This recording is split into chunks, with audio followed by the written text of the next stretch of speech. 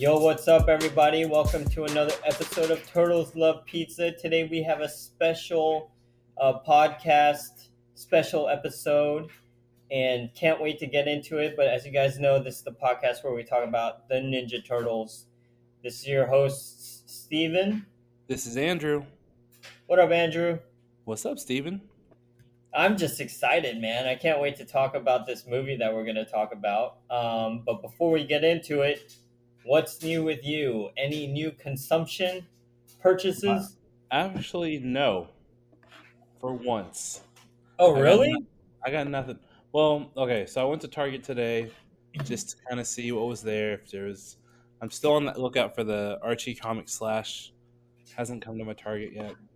Okay. I probably should have gone to Walmart actually. Why? Because I still need the Secret of the Ooze Shredder and Secret of the Ooze Brothers, right? And they sell those at Walmart. But I went to Target and said, see if they had that slash figure. Yeah. Come to find out they have the cartoon Toka and Razor, which Uh-huh. I've been wanting for a while. Uh-huh. But I purchased it online last Friday, and it's still not here. Like the shipping keeps getting delayed, which annoys me. But it finally shipped, Yeah. so it's supposed to be here Monday or next Monday. But now it's scheduled to be here next Wednesday, which really sucks. Because like if I Yeah. hadn't bought it online, I could have just gone to Target today and picked it up. They had like 6 of them in the aisle. I was like, really? Don't you just wish you could cancel the shipping and just go buy it? Pretty much, but they shipped it today, so I'm like, dag nabbit. Oh, dude, you know what you should do? You should just say I never received it, and then sell, get a refund, and then I don't know, sell it. I don't know if they'll let me do that, but shipping's free on this one, so might as well. Okay, so just to reiterate, what was that one that you're looking to purchase? The Toka Toka Rizar? and Razor. Well, what I'm looking for right now is Archie comic slash. Oh, right. But the one that you found in Target was It's the cartoon Toka and Razor. okay. Remind me, Yeah, were they part of the cartoon? they were. They were in Secret of the Use, obviously, and then they eventually came into the cartoon as a cartoon version. So I have the movie version, Oh, okay. and they have the cartoon version out now, which I'm trying to get. So then I'll have both versions. Okay, cool. All right. Another thing is I got access to the Twitter account, and I Twitter Oh, bombed. everyone knows. If anyone's following us on Twitter, all the Twitter bombing is Steven. Yeah, I apologize, but yeah, all of a sudden I had a bunch of fun on the Twitter, and then I get a text from Andrew. It's like, you need to stop Twitter bombing.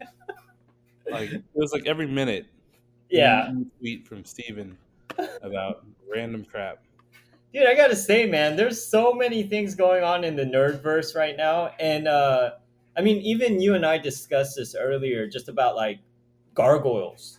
You know what Yeah. I mean? And Oh, that's the other thing. The other reason to go to Walmart is Hudson just got released by NECA, and I'm like, what is that? Hudson from Who's Hudson? Gargoyle.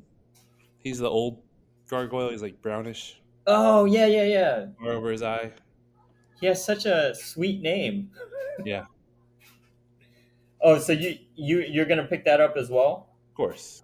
Because I was super interested because I recently saw that NECA, not NECA, but they're gonna start a Gargoyles comic book line. But yeah, anyways, let's not talk about the competitors. I think everyone knows why we're here today. We're here to talk about a wonderful movie called let's just say it's called Rise of the Teenage Mutant Ninja Turtles, the movie on Netflix. Yes. And you guys know how this goes.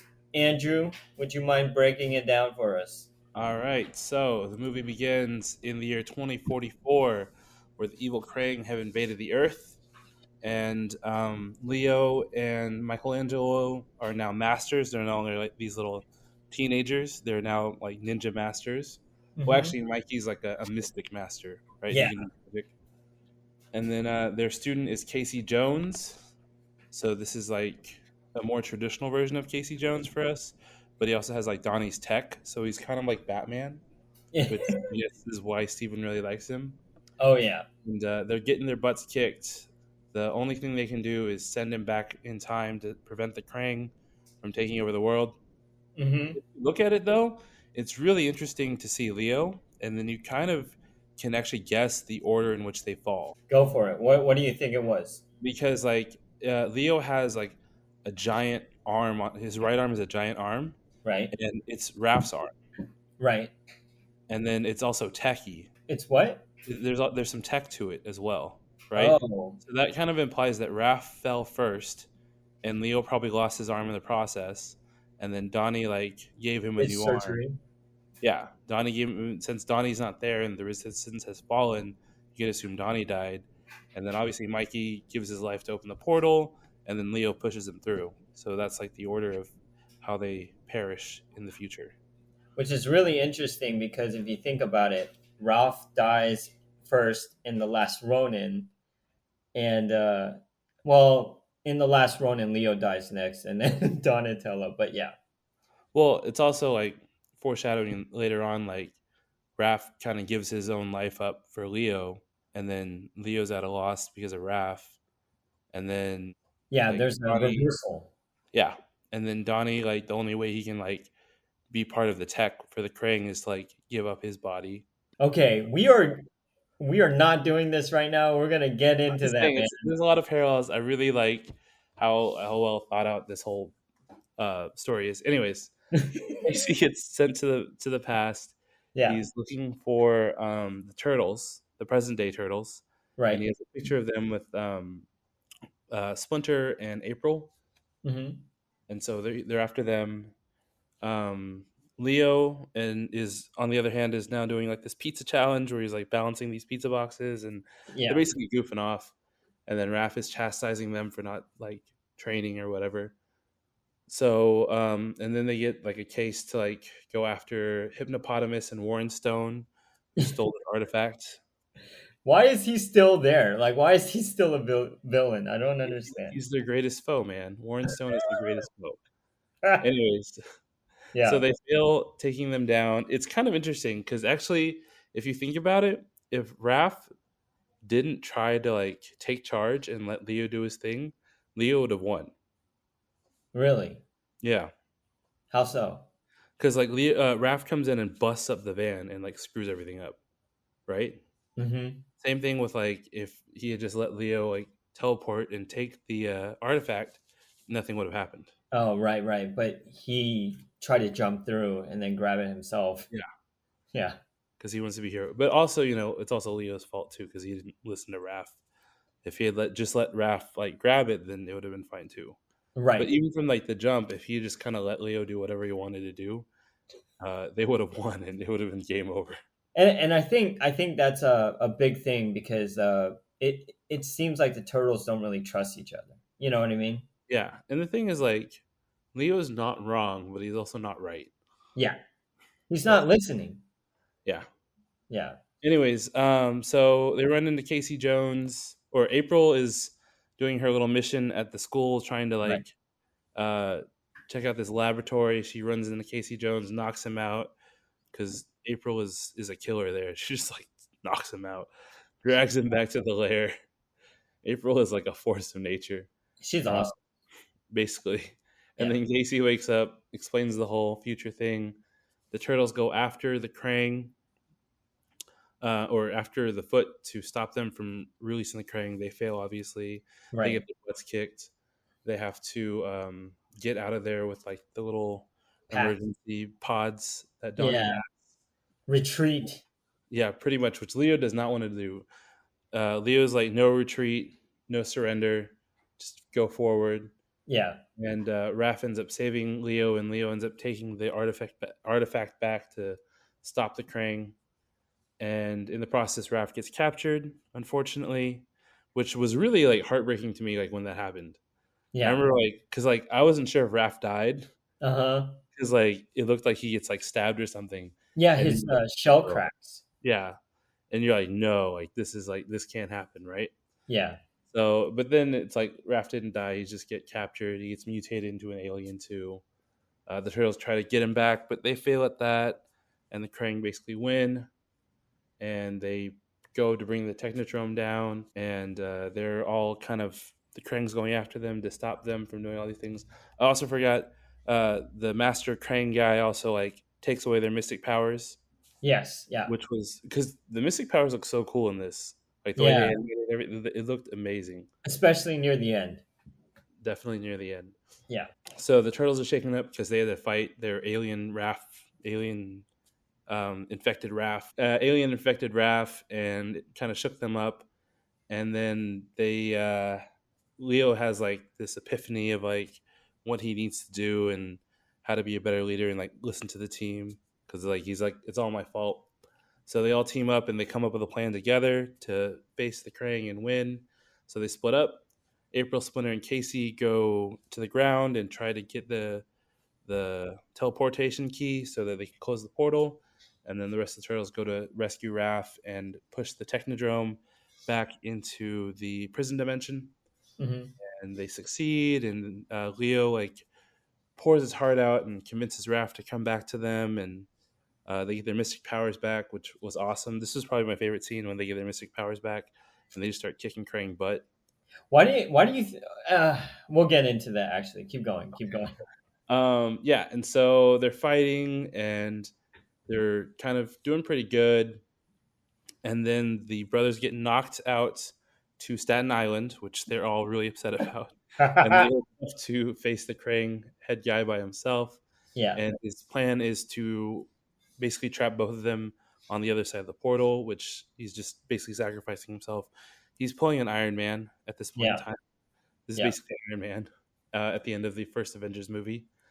And so the plan works, and they portal chop the Technodrome so it explodes. Leo is trapped with the head Krang guy, but then Mikey finally develops his mystic powers, creates a portal of his own with the Right. help of his brothers to bring Leo back, and the day is saved. And then we find out that Casey Jones's mother is their friend Cassandra, which is kind of weird for Casey Jones because like that's my mom. And he Yeah. also tried pizza for the first time. Yes. Okay. Really quick though, before we get into everything, Casey Jones's mom is in one of the episodes with the hot soup video game, and we didn't want to spoil that at the time. But yeah, her name is Cassandra Jones, and he's like, "That's my mom." So yeah, And she has the same hockey mask. dude, she is awesome, and so is Casey Jones. Um, One thing I want to bring up really quick, as you guys know, I love this voice cast, and Casey Jones is actually played by Haley Joel Osment. Yeah, So I thought that was really good. He was really good. I'm telling you, this voice cast is amazing. it is. It totally is. Okay, let's dive into it. Andrew, tell me, what did you like? What did you dislike? I like the whole thing. The whole movie was great from start to finish.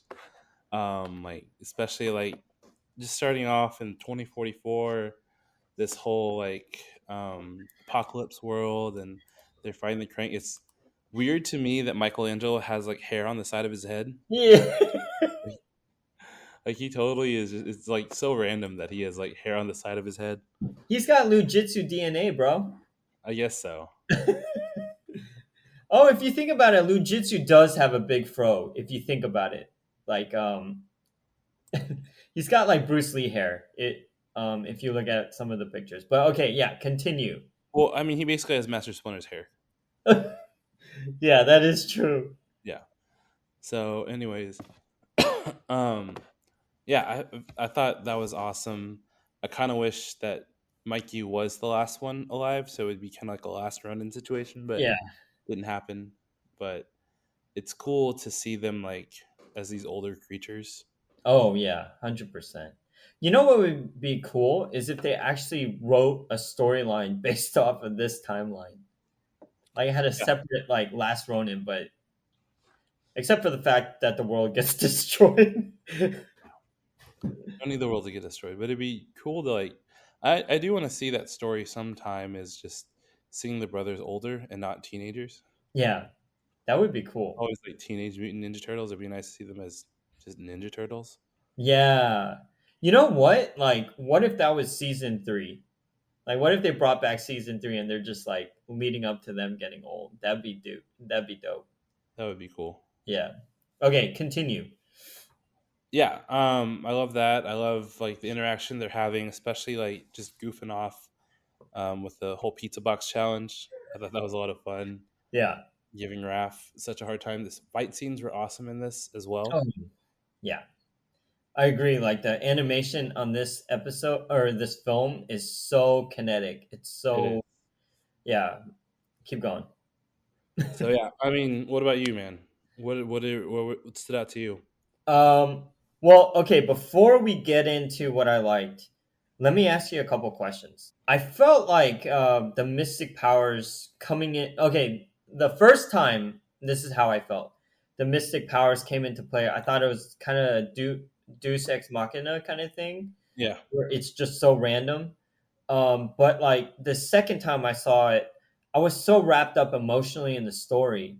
So I didn't really think about the Deus Ex Machina. But now that I'm coming back into it, how did you feel about that? And how like I couldn't get my head around it, how they got like how they powered up in terms of their mystic powers. What do you think it is? Is it just because they've learned to trust each other, or what do you think that is? How did they power up? I mean, honestly, it's just faith in each other and faith in themselves, right?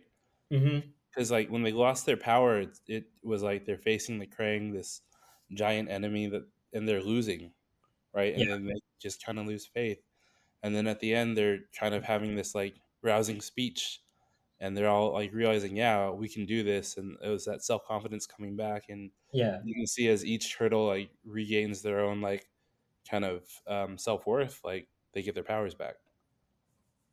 that's pretty. Yeah, okay, okay, I like that interpretation.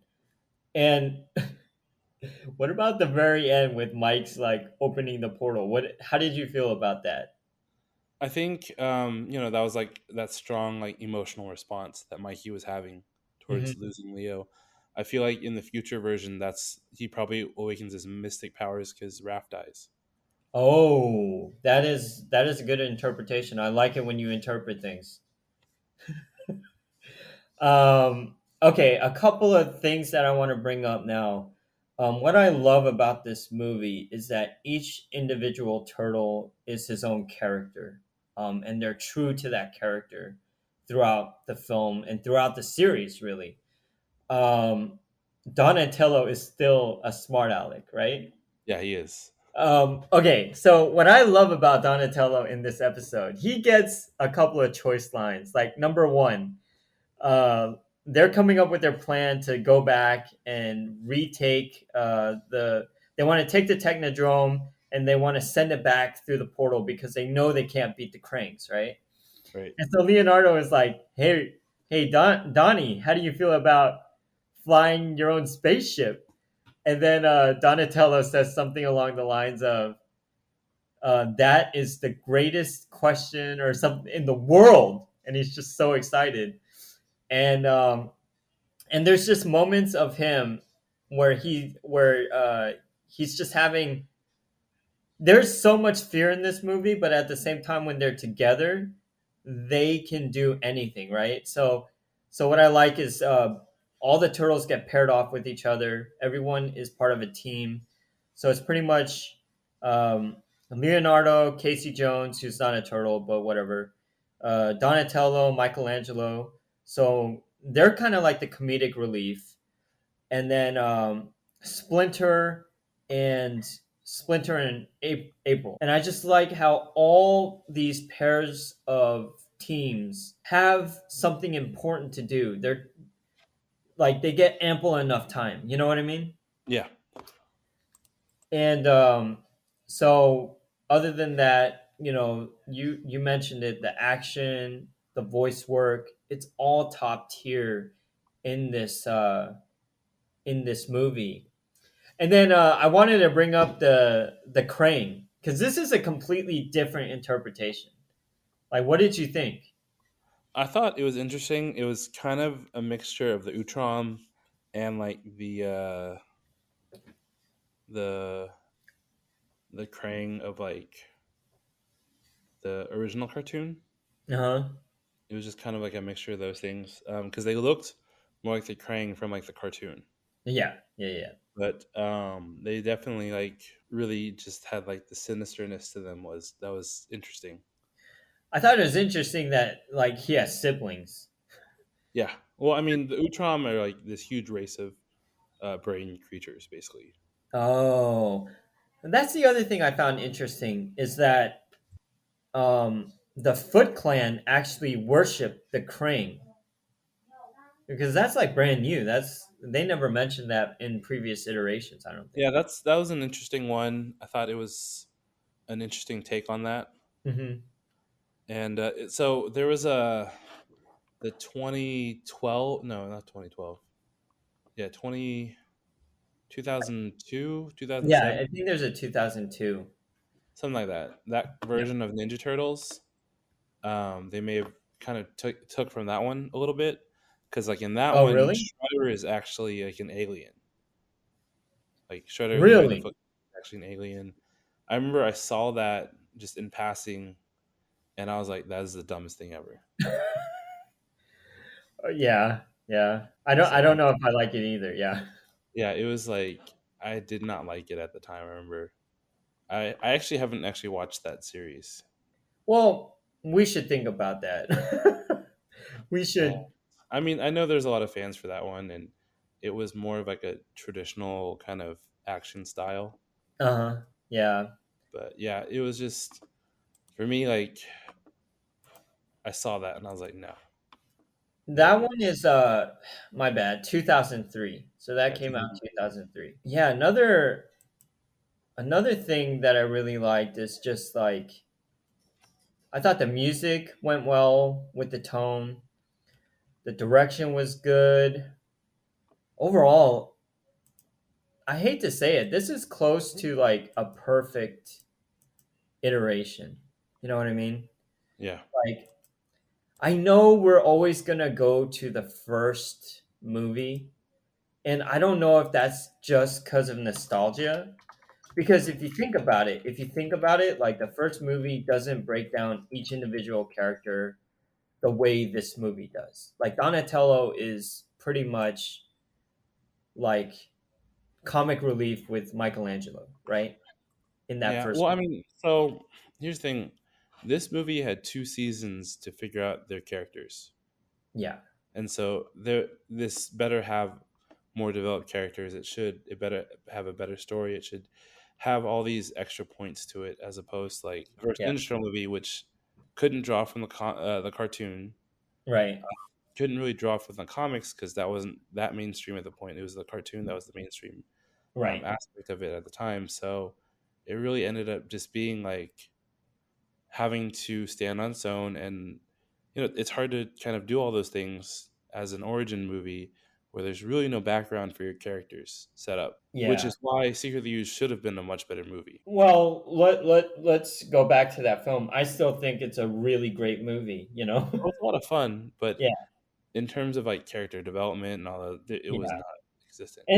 And we mentioned this before because you're talking about Corey Feldman, who's a very famous name, and it's good to have a famous name when you're making a movie. Yeah. So they gave him Donatello. But yeah, other than that, like, was there anything that you didn't quite like? In this movie, Yeah, no. because like for me, the weakness was the Deus Ex Machina the first time. This second time, I was purely drawn in like emotionally. Any favorite sequences? Like I said before, like that end towards the end where they're getting their powers back. I thought Yeah, that was really cool, seeing them get all fired up and then just seeing them like really go all out with their powers. dude, it's really awesome when they're fighting Krang in his machine body. Yeah, Which I'm gonna bring this up. Like that machine body is so much cooler than Baby He Man. pretty much. Yeah, and it's crazy because number one, Donatello. I remember so far in the first season that we're watching Rise of the TMNT, he never went for the mystic powers. Remember that? Hmm. And so I guess somewhere along the way in the second season, he must have went to it, right? Yeah, he gets like mystic tech. Yeah, and I love it because he's like Green Lantern, where he just like creates a bunch of like missiles and he just shoots them at Krang. Pretty much. And then while that's going on, Raph is doing his Mystic Fist and he's trying to pummel him. And at the same time, you're seeing Leonardo just teleporting or creating the teleportation. And then the coolest part is Mike is head of this fight where he's like swinging a freaking building with his whatever that weapon is called, Yeah. and he like swings it right through Krang, and freaking Krang is so powerful that he just flicks it. He flicks at them, and then they get blown away. It's freaking crazy. So I did feel like Krang and his brother and sister were just a tad bit like overpowered. That might have been like one of my main like because at the end of the day they get transported to Dimension X pretty much, right? I mean The that's the thing. prison dimension. Yeah, and I'm wondering if there's like neutrinos in there. No, I don't think so. It's a prison dimension. Oh, okay, because Yeah, it it would was be pretty like void of stuff. yeah. It's kind of like the Phantom Zone. Yeah, kind of. Yeah, because it just looked like deep space basically. Yeah. When you trapped there. And then I really love April in this episode. I mean in Yeah, it this was a lot of fun. yeah, she's always a lot of fun. I love her spunk, and then she's going into becoming that investigative reporter because like at the beginning of the film, Andrew mentioned it, she's like researching and trying to find out like this this environmental hazardous material, and then she realizes through trial and error, she throws one of these vials at the crane, and it basically like takes an eye out. So she realizes that this is a weapon that they can use, and then like Casey, he also has a lot to do. He goes to grab the key like on the last part. There's just so much going on, but like it flows so well, you know? Yeah, Okay. So I mean, we're only doing this movie. Okay? So anything else you want to say? I kind of wish they had put in some of the other villains as like little cameos. Well, I don't think Baron Draxum is in it after season 2. Well, I mean, like Meat Sweats or the Repo Mantis, or there's a whole world of mutants that they had with Yeah. them already, and not that they have to do anything, just like little cameos or something, like little Easter Yeah. eggs, I would have liked Todd to have like showed up and brought like a his famous lemonade to the crane. pretty much. But like, okay, like seriously, didn't you think the Krang were a little overpowered because like they can control anyone? You know what I mean? Yeah, I mean, I think it was for me. It's normal, right? It's like the standard alien invasion kind of thing. Like they just take over a bunch of people. Yeah, Like you think of like Starro, or you think of like yeah, the Brood from like StarCraft. It's or X Men. Yeah, yeah. So yeah, I mean, it's a standard trope for like alien invaders. So yeah, that is a good point. But yeah, other than that, like, I'm I'm I was this close second time around because like I gotta tell you, man, I got the feels in certain scenes, especially like there are scenes when Leonardo is like about to shed a tear. I'm like, oh, I'm right there with you, Leo. Or when Raph like first gets taken out, like what you mentioned earlier, I was yeah, like, dang, because they crack his shell, yeah, you know. Um, but yeah, it's just like I'm this close to giving to making it higher than the original Ninja Turtles, and I feel like the only thing that takes me back from that is basically what you said. You know, they had to start from scratch with that movie, and they almost didn't get financing. They had to go to like Hong Kong to get additional financing. You know, yeah, pretty much. and this one it's animated. and they can get financing from animation houses, whatever. They got Netflix and Nickelodeon behind them, so like they have money. I'm kind of curious, like what the budget on this thing was, because it's not on Wikipedia, but yeah, I'm and that those are the only things that are keeping me from making this like the perfect Ninja Turtles movie, because it has everything you would expect and everything you would want, and it gives you just a little more. Yeah, Yeah, I really hope they do have a sequel to this. yeah. I know a lot of fans have been clamoring for like a third season of Rise, but I would rather just have like a series of movies for Rise of the Teenage Mutant Ninja Turtles. Like, what would you want to see then? After this, like Yeah. like we were talking about, like seeing them actually grown and like no longer like these teenagers. Oh, that's true. I think that would be a cool place to go. Like maybe Casey Jones sticks around, and then it's like awkward that he's like the same age as his mom, and they're like hanging out together. Yeah, and then Casey Jones's mom never falls in love, so like randomly he starts to disappear. Yeah, whole Back to the Future kind of thing. Dude, and that's what the movie should be about. Like the turtles have to help Casey's mom like find her dad and fall in love again before Casey disappears. Pretty much. And then Casey doesn't know his dad, so like he can't help. He Yeah, just like has these stories about who he's supposed to be from yeah, his. dude, that would be so fun. But okay, like all joking aside, even if they did that, who would you want to see as the baddie? The baddie. Yeah, I know Shredder's supposed to be the villain in like season two, right.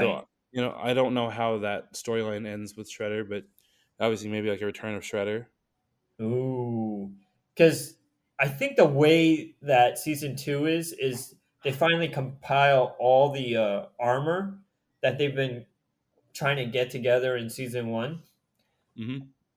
and I feel like from what I read, it's Shredder is like a mystic being, not like a human. He's like a reincarnation of Oroku Saki in the armor. And then that's cool. Yeah, so if they Another way they could go though is, according to the co-director, yeah. Krang One's throne is inside the skull of a Triceraton. Whoa. That means they're huge. So like maybe the Triceratons show up. Dude, okay, if the Triceratons show up, like who are their main opponents other than the turtles? Is it the neutrinos? No, Triceratons they're against the turtles. Right, but like isn't there anyone else helping stop the Triceratons, cuz they're a planet of dinosaurs. Yeah. I don't know. I mean, you could probably bring in Fugitoid or something. Oh, dude, that would be dope. That would Yeah. be really cool. No, they should have some mini episodes leading up to the movie where they're putting together what's his name? Honeycutt. He's from another planet. They don't put them Oh together. yeah. Well, I mean, they've been changing up a whole bunch of stuff, like in I'm this just saying, story. like, Yeah, if you do Fugitoid, because like if you're gonna put anyone together, it's Metalhead. yeah. Or Baxter, the Stock Boy, like becomes. What if Baxter Stock Boy picks up all of the Shredder armor and puts it on himself? Or Baxter Stockman could be the bad guy, and he Baxter Stockboy, and he's like, "I'm no longer Baxter Stockboy. I'm Baxter Stockman," and then he just Yeah, goes off on the turtles. and then no, and then he gets transformed into a fly. That'd be hilarious. Yeah. Um, okay, I had a lot of fun talking about that. What could happen next? But we got to go back a little bit because we haven't given it our star rating yet. All right. So let's do that first. It's not even stars, man. I'm talking about pizza slices. My bad. Yep. So out of 5 pizza slices, Sir Andrew, how many pizza slices do you give this film? This one gets a 4. This one gets a 4.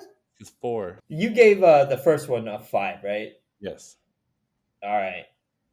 Shoot, I don't remember what I gave the first one, but this one is tied with the first one for me, so it's equivalent because there's so much good stuff. Yeah, this is great, and I would probably give it a 5 if I hadn't given the first one a 5. So Okay, I gotcha. No problem. Okay, so we did our special episode, and in next episode, I totally forgot what we're doing, man. Hold up, let me let me pull up my Google Sheets, and let's figure this out together. All right, together, so we're doing with Batman TMNT issue number 1 next. Batman TMNT issue number 1 with our mini reviews of Rise of the TMNT continuing with episode 14. Yep. Let's see here. So our Batman TMNT, which Batman TMNT are we doing? We are doing the actual like IDW with Freddie Williams as the artist and James Tinian as the writer. All So right. it's the main one because I know there's another one that's based on the cartoons. Yeah, the animated one. Yeah, we're not doing that one. We're doing it based on the comic series. All right, sounds good. Yeah. All All right, right. sir. We're gonna watch the movie eventually, right? Yes. After we read the first 6 issues, then we'll get to the movie. So it's interesting because I just looked up the movie real quick, and the voice of Leonardo for the Yeah. movie, he's actually the voice of Splinter in Rise. Really, Eric Baza? Yeah, How do you say his name? He's dope. I love this guy, Eric Bauza. Bowser. I don't know. I feel so bad. I'm like Filipino guy. butchering it. What were you saying, He's a Filipino guy. dude? Yeah, Yeah, I'm seeing that. he's really good, and he's allowed to do a fob accent because he's Asian. He's one of our people.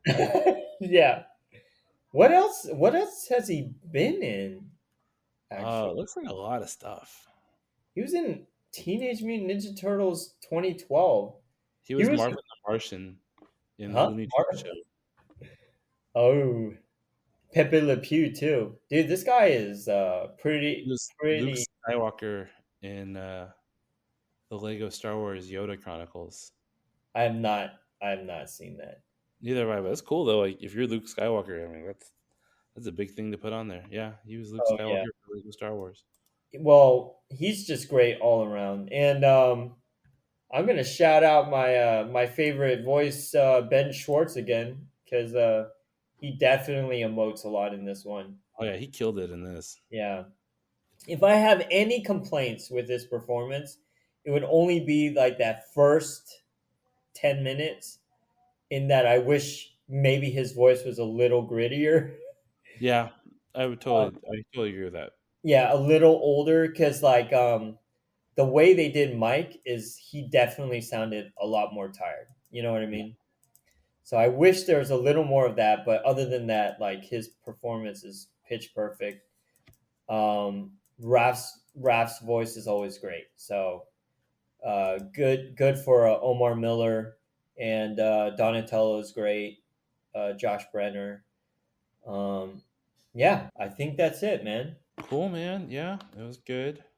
I had fun talking about this movie. It was So did I. I was yeah, glad I it got to was, watch it again too. huh? I was glad I got to watch it again too. Me too. I watched it during work, so I hope none of my coworkers like listen to this podcast because they'll sell me out. Steven's boss, please fire him for being negligent. Well, thank you for tuning in, everyone, and get your copy of Batman. Is it Verse? And I think it's just Batman TMNT. All right, get your copy of Batman TMNT by. Oh wait, I think it's J.H. Williams. Hold on, let me get the artist right. But for sure, it's Tinian, James Tinian, and Freddie Williams. Oh, I was right, Freddie Williams. Okay, perfect. All right, so we'll talk to you soon. Bye. See ya. Cowabunga.